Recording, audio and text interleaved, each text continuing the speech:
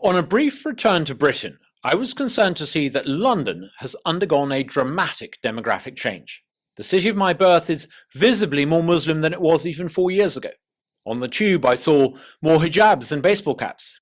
The Muslim niqab, with its full face covering, is no longer rare. For decades, Brits have not been allowed to question the wisdom of importing large numbers of people into a Western society who don't share Western values. Brits that do so on social media risk going to prison. Instead, there was a lazy assumption that Muslim immigrants would eventually integrate. Rather than culturally converge, however, many Muslims living in Britain have culturally diverged. 43% of British Muslims now want the introduction of Sharia law. Support for Sharia was even stronger among Muslims in London, 49%, where Muslims now make up 15% of the population. More British Muslims fought for ISIS than currently serve in the British Army. The United States has long been a melting pot with a wonderful history of people from all over the world moving to America and becoming American. As an immigrant myself, I love the idea of people moving to America in order to become American. But becoming an American is about a lot more than getting a US passport. We need to recognize that some parts of the melting pot might not melt. The US needs to act now to ensure that America doesn't make the mistakes that Europe has made when it comes to mass Muslim immigration.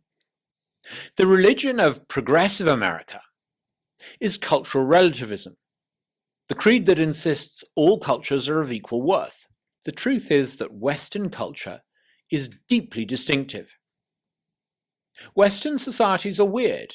That is to say, they are Western, educated, industrialized, rich, and democratic, as described by the psychologists Joseph Heinrich and Stephen Hine in their seminal work, The Weirdest People in the World: How the West Became Psychologically Peculiar and Particularly Prosperous.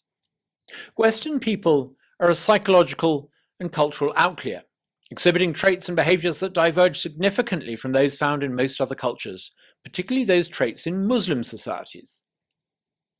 Weird individuals tend to prioritize individualism over collectivism, analytical reasoning over so-called holistic thinking, and impersonal trust over clan-based loyalty.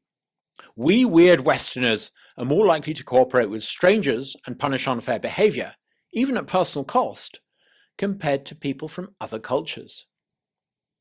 These traits are not universal norms. Heinrich and co. suggest Western cultural distinctiveness owes a lot to the teachings of the medieval Catholic Church, which prohibited cousin marriage. Personally, I think Western weirdness owes a lot to our inheritance from 3 cities of antiquity: Athens, Jerusalem, and Rome. From Athens, the West inherited Greek philosophy, which introduced the notion that reason can unlock the mysteries of the world and that natural laws govern the workings of the world and are accessible through rational inquiry. From Jerusalem came the profound idea that each person is created in the image of God. In Judeo-Christian thought, this imbues every individual with inherent worth, forming the foundation of Western individualism. It also suggests that each person possesses free will, with the capacity to align with or diverge from the divine will. From Rome, the West received its framework of law, interwoven with echoes of Greek philosophical ideals. Western cultural norms are not global norms. We need policymakers to wake up and recognize this, and to do so fast.